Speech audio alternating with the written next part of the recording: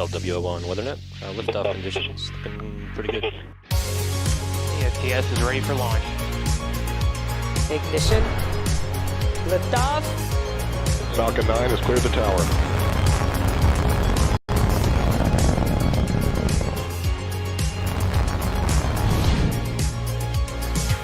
Ten, 9, 8. Side booster ignition. 6, 5, 4, 3, 2, 1.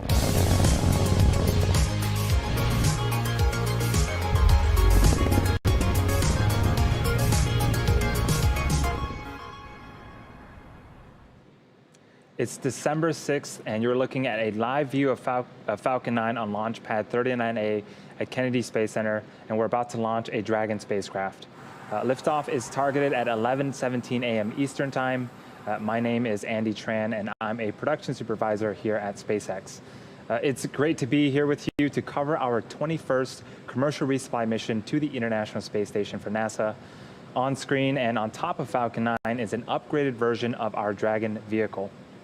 We've seen this new vehicle fly people twice now, The first was on our Demonstration 2 mission earlier this year with NASA astronauts Bob Behnken and Doug Hurley, and most recently on the Crew 1 mission with the four NASA astronauts who are currently still living and working on the space station.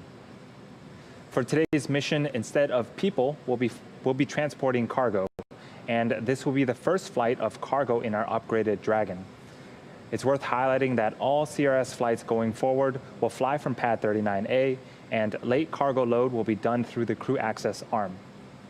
To this day, Dragon remains the only spacecraft currently flying that's capable of transporting significant amounts of cargo to and from the Earth. Once Dragon reaches its destination, it will be the first time that we have two Dragons docked at the orbiting laboratory at the same time. Between Crew Dragon and the cargo resupply missions, at this time, we are anticipating that there will be a Dragon spacecraft attached to the International Space Station at all times throughout 2021. And one final milestone to highlight today. If all goes according to plan, today's launch will mark the 100th successful mission for Falcon 9. So a lot of excitement ahead in the next hour. We are targeting an instantaneous launch window, currently at T-minus 13 minutes and counting, with all systems currently go at both our Kennedy Space Center and Spacex Mission Control in Hawthorne, California.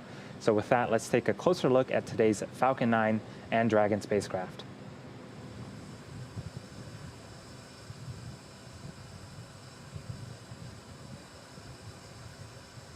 This is going to be SpaceX's 24th launch this year, and as I mentioned, this is the cargo configuration of our new Dragon spacecraft. This version of Dragon is designed for up to 5 flights, while the previous version of Dragon can only support 3. Dragon was also designed from the beginning to be reused, so we are hoping to refly this vehicle again in the future. To date, 9 of our CRS missions have launched flight-proven Dragons. Today, we'll be delivering approximately 6,400 pounds of cargo to the space station, including critical materials to support dozens of science and research investigations that will occur on board the orbiting laboratory. We'll go into a little bit more detail on some of that research later on in today's webcast. This version of Dragon has 20% more volume and double the powered lockers. And in order to fly more cargo, we've made a few modifications to the spacecraft from the vehicle used on our Demo 2 and Crew 1 missions. Since there are no people on board, we've removed the Super Draco engines, which not only power Crew Dragon, but will also carry astronauts away from Falcon 9 to safety in the unlikely event of an emergency on the pad or during ascent.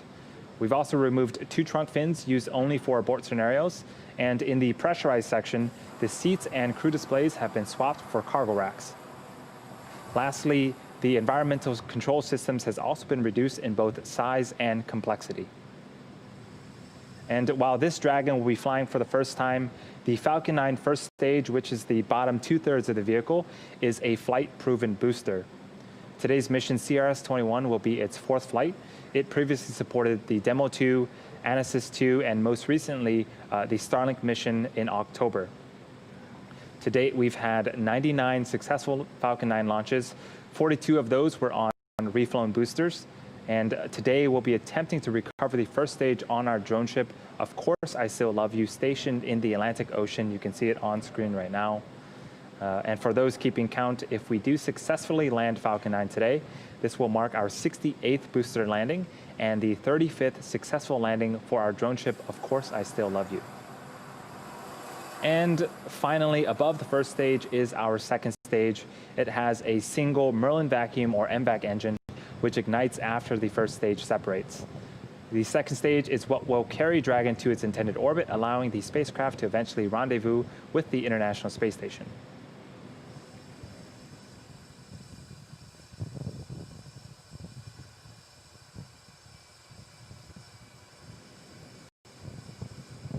It's T-minus 10 minutes and 20 seconds and counting. The SpaceX team is working no significant issues.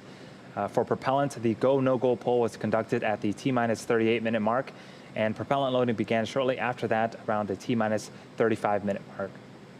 At this point, RP-1 fuel is completely loaded on the second stage and almost done on the first stage. For liquid oxygen, it's currently underway on both stages and should complete around the T-minus 2-minute mark.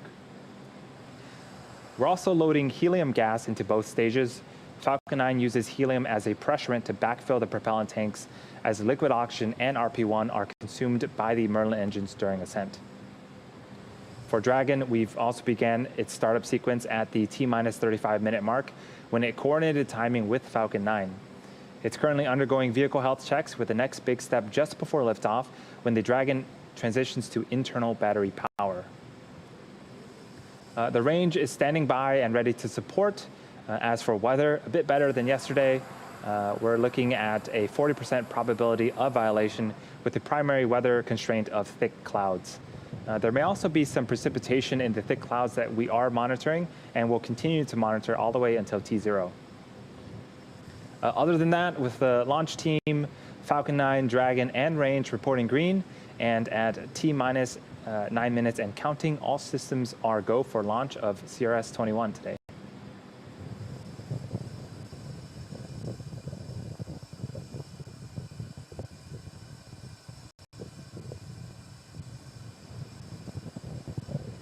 Since SpaceX began flying Dragon in 2012, our vehicles have delivered some really cool and vital scientific experiments to the orbiting laboratory, and today's mission is no different.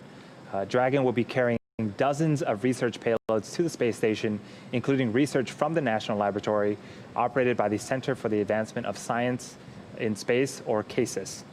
There are more than 20 payloads sponsored by NASA and the National Lab on today's mission, representing more than 50 science experiments, all of which are intended to benefit life on Earth. Let's take a few minutes and look at some of the groundbreaking research from CASIS that will be aboard the CRS 21 mission. SpaceX's 21st commercial resupply services mission to the International Space Station is ready to launch from Kennedy Space Center. This mission will bring critical cargo, research, and technology demonstration payloads to the orbiting laboratory. The ISS National Laboratory is proud to sponsor more than 15 payloads on this mission, representing dozens of experiments to further fundamental and applied research through space-based inquiry and to engage the next generation of researchers and explorers. Here's a quick look at some of the payloads on SpaceX CRS-21. 3 projects on this mission are funded by the National Institutes of Health through its joint multi-year Tissue Chips in Space initiative with the ISS National Lab. Tissue chips are small devices engineered to grow human cells on an artificial scaffold to model the structure and function of human tissues. Studying tissue chips in space may accelerate pathways for understanding disease and developing new treatments for use on Earth and beyond. In 2019, a team of researchers from the University of California, San Diego sent a brain organoid model to space for the first time ever to study neurological diseases in microgravity. Based on findings from that initial investigation, the team is launching a second payload to further examine how microgravity affects the survival, metabolism, and cognitive function of brain cells in an organoid model. Bristol Myers Squibb, a leading pharmaceutical company, is launching a protein crystallization investigation aimed at improving drug formulation and delivery for patients on Earth. In this experiment, the team will study the crystallization of monoclonal antibodies in space to improve their crystallization back on the ground. Monoclonal antibodies are lab-created proteins designed to interact with specific targets called antigens and are used in the treatment of several diseases, including cancer. Did you know that more than 7 million tomato seeds have been sent to low Earth orbit and exposed to microgravity? That's right. Tomatosphere is an education program in which students and teachers around the country compare the germination rates of space-flown seeds and Earth-based seeds. The program provides students with a glimpse into how the unique microgravity environment of the ISS affects plant growth. Speaking of education, this mission includes more than 30 experiments from the Student Spaceflight Experiments program, which provides yearly opportunities for students and communities around the world to leverage the space station for research using mixed-stick testing tubes. Investigations from this year's participating students span a variety of research areas, including the physical and life sciences, as well as plant biology. Since its inception in 2010, the program has engaged more than 125,000 students in space-based projects. Many of the investigations on this mission build on previously flown experiments. Such research serves to advance the knowledge gained through space-based inquiry, delivering value to our nation and driving a robust, sustainable, and scalable market in low Earth orbit. We look forward to this launch and the important research that will be completed on our nation's orbiting laboratory in the coming months. To learn more about all ISS National Lab sponsored research on this mission, please visit issnationallab.org.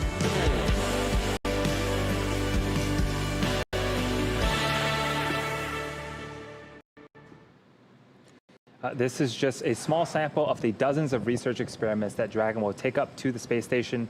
For more information on the exciting microgravity research happening on the orbiting lab, you can follow @space_station on Twitter. We are currently under contract with NASA to resupply the space station through 2024 as part of a second commercial resupply services contract award. These missions will use the new version of Dragon, which can fly both cargo and people. And today's mission marks the first flight under this new contract, and we're super excited to continue this partnership with NASA. Flying NASA astronauts and helping keep the space station fully operational is a top priority for us here at SpaceX. We are just past T-minus 4 minutes and continuing to count down for an 11:17 a.m. Eastern launch to the International Space Station. In these last few minutes, Falcon 9 is performing final health checks on its primary communications, avionics, and propulsion systems in preparation for flight. Just to give you a recap of what's been happening at the T-minus 7 minute mark, we began engine chilling. This is where we inject a small amount of super chilled liquid oxygen to prepare the 9 first stage engine turbopumps for full propellant flow during flight. You might hear the callouts that engines are sufficiently chilled later on in the countdown. At the T-minus 4 minute mark, the transporter erector, which is that large truss structure next to Falcon 9, began to retract away from Falcon 9 in preparation for liftoff. In about a minute around the T-minus 2 minute mark, liquid oxygen should complete loading on the second stage, and that will be the last of our propellant loading. At the T-minus 1 minute mark, Falcon 9 flight computers will enter startup mode and guide the rocket through the rest of the countdown. Shortly after that, the SpaceX launch director will give the go for launch, and finally at T0, the rocket is released from the hold down clamps for liftoff, after which the strong back fully retracts away from the rocket, clearing way for Falcon 9's ascent. Checkouts of the second stage thrust vector control actuators are also underway. You often hear people refer to this as an engine wiggle test. This is when we move the thrust nozzle slightly to make sure that the guidance hardware is a go for flight. We do the exact same checkouts on the engines for the first stage, except that occurs just seconds before ignition. Dragon is also performing its final health checkouts to make sure all of its primary systems are ready for its rendezvous with the space station. The range remains a go for launch, and whether we are still continuing to monitor. Let's listen into the nets for the last few minutes of terminal count.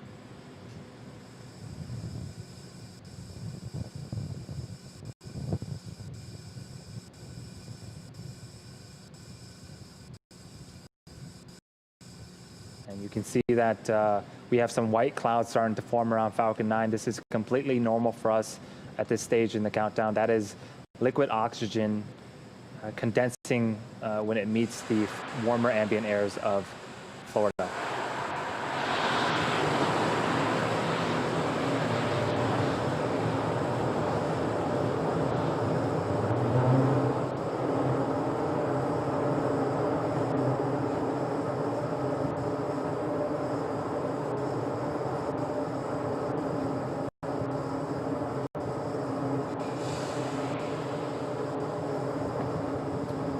We've just passed the T-minus 1 minute mark.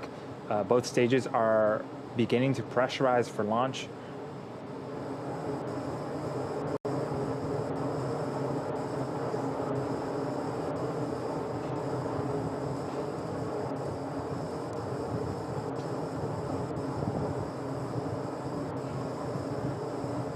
And we are reaching the T-minus 30-second mark. All systems are go for launch.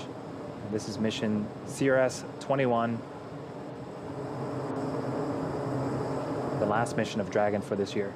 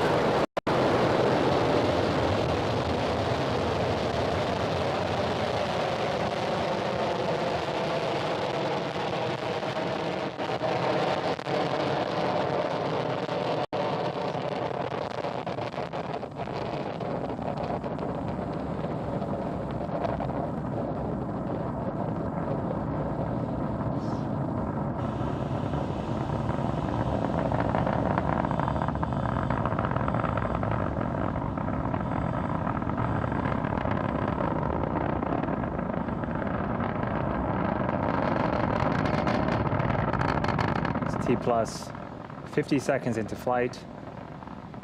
Falcon 9 is carrying our upgraded Dragon vehicle to low Earth orbit. In a few seconds, we'll be passing max Q, which is the moment where the vehicle will experience the highest amount of aerodynamic pressures.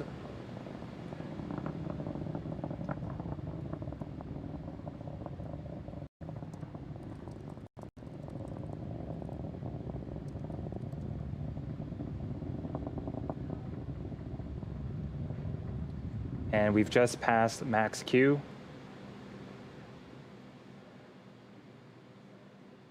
Coming up are 3 events in rapid succession. The first event is MECO, or main engine cutoff. This is where all 9 of the Merlin engines on the Falcon 9 first stage will shut down in preparation for the second event, which is stage separation. This is where the first and second stage will separate from one another. And a few seconds after that, we'll have a second engine start 1, where the Merlin vacuum engine on the second stage will ignite to boost Dragon to low Earth orbit. Again, that is main engine cutoff, stage separation, followed by second engine start on the second stage.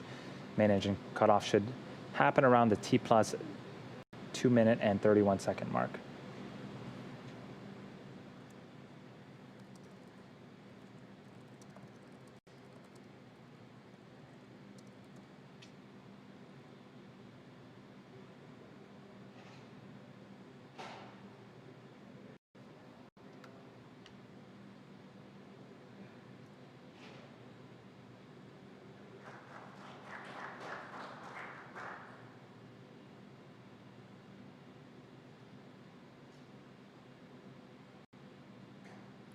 And you just saw on screen, successful main engine cutoff, stage separation, and ignition of our second stage. So on screen right now, you have 2 different views. On the right-hand side is a view of our second stage Merlin vacuum engine. On top of that second stage is our Dragon vehicle. And on the left-hand side is a view from the top of our first stage looking downward. The first stage will continue its descent back towards Earth and attempt landing on our drone ship, Of Course I Still Love You, in a few minutes, while the second stage continues to take our Dragon vehicle to low Earth orbit.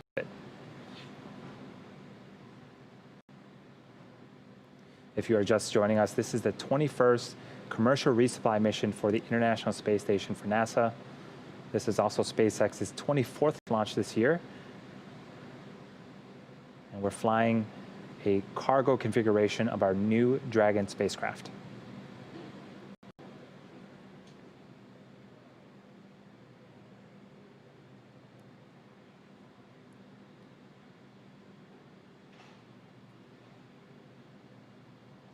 Now looking on the left-hand side of your screen, the first stage, in order to make its way back to our drone ship, the first stage executes a series of 2 burns.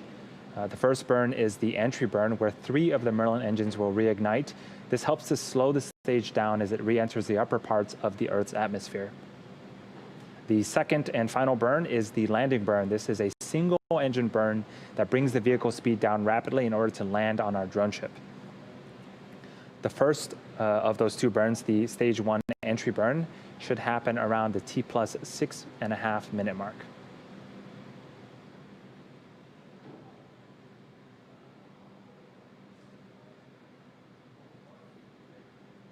Until then, we get some really cool views of both the first and second stage.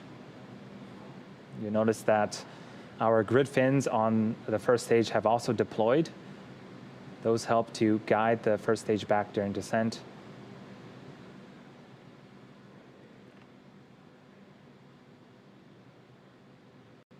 You can also see some periodic plumes of gas, that's nitrogen, coming from our attitude control systems. And those help to orient the first stage as it continues to fall back towards Earth.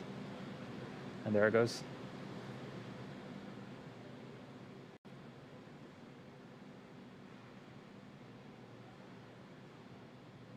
We're about a minute away from the first of these 2 burns on the first stage. And just checking in with the second stage, everything seems to be looking nominal.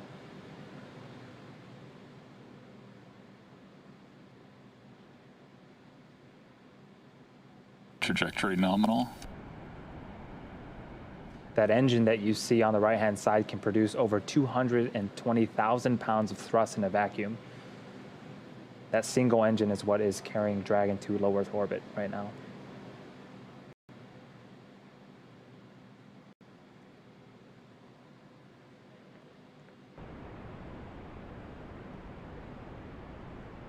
And we're just a few seconds away from our re-entry burn on the first stage. Watch for those 3 Merlin engines to relight and slow the stage down.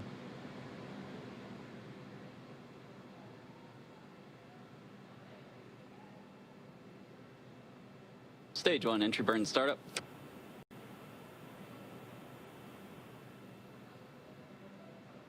And there's our entry burn. Again, that's 3 engines slowing the first stage down before it hits that dense part of the Earth's atmosphere. Trajectory nominal.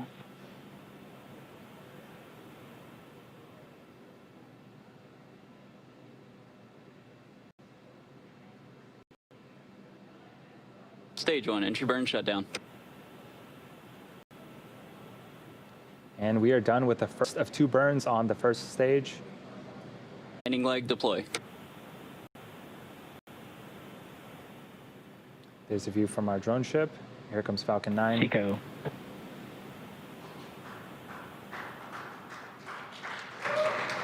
Stage 1. And landing burn. Falcon 9 has landed once again. That is the 68th successful first stage recovery. This mission also marks the 100th successful flight of Falcon 9. It's also the 35th time we've landed successfully on our drone ship. Of course, I still love you.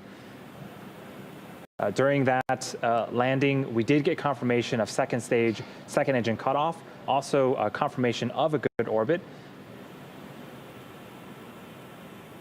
And second stage now has one last major task, commanding separation of Dragon just a few minutes from now. And we should have a video of Dragon separation from the top of the second stage. It should give us a nice view into Dragon's unpressurized cargo trunk area.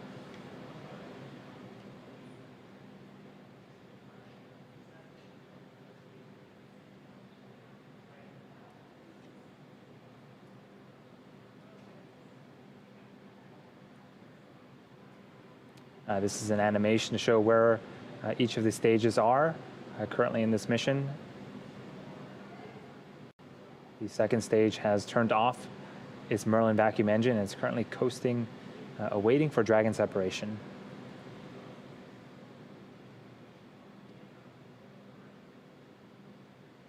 There's a view of the unpressurized section of Dragon.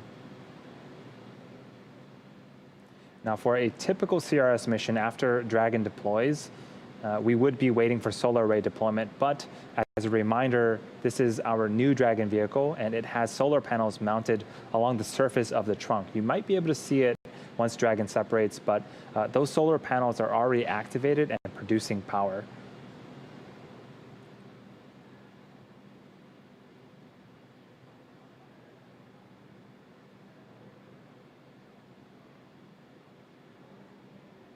We are about 45 seconds away from Dragon separation.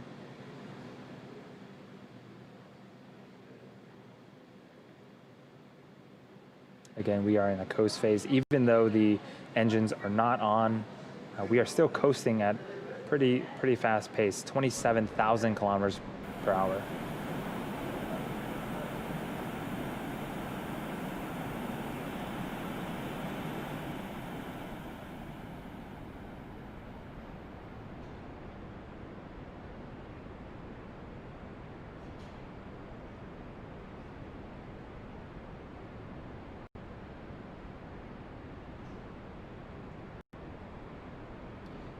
And we are expecting Dragon separation just a few seconds from now.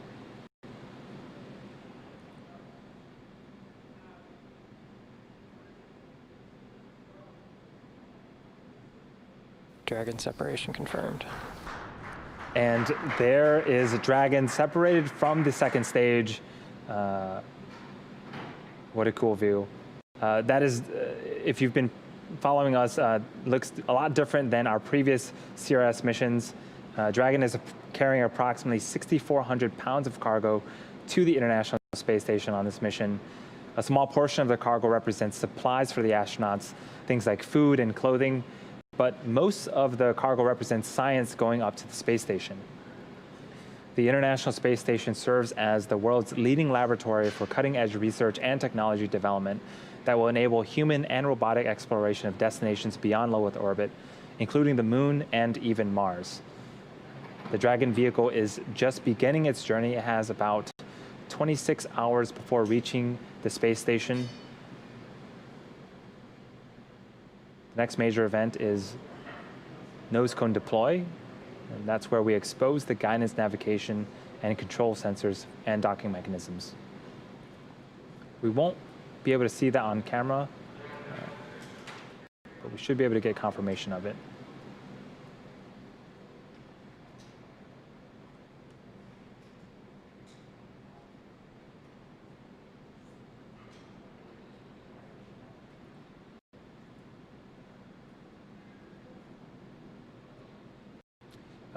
And we do have confirmation of nose cone deploy, and Dragon is now, there it is, Dragon is now on its way to the space station.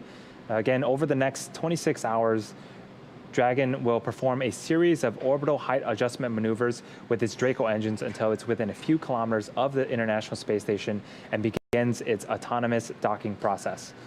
Dragon is set to dock at 1:30 p.m. Eastern tomorrow and remain at the space station for more than 30 days before returning to Earth with research and return cargo. And there you have it, our fifth and final Dragon flight of 2020. With that, that's going to do it for us here at SpaceX today. We had an on-time liftoff from Kennedy Space Center, successful stage separation. We landed our first stage for the 68th time and successfully deployed our upgraded Dragon vehicle into orbit. Today's mission also marked the 100th successful flight for Falcon 9. Dragon's arrival and docking to the space station will be streamed live starting tomorrow at 11:30 a.m. Eastern on NASA TV. Dragon will spend, again, about 5 weeks attached to the space station before returning to Earth with cargo and research. Keep an eye out for mission updates on NASA and SpaceX's social media accounts. We want to give a big thanks to the Range and Federal Aviation Administration for their support today. And of course, finally, thank you to everyone that has joined and tuned in for today's launch. Until next time, have a great rest of your weekend.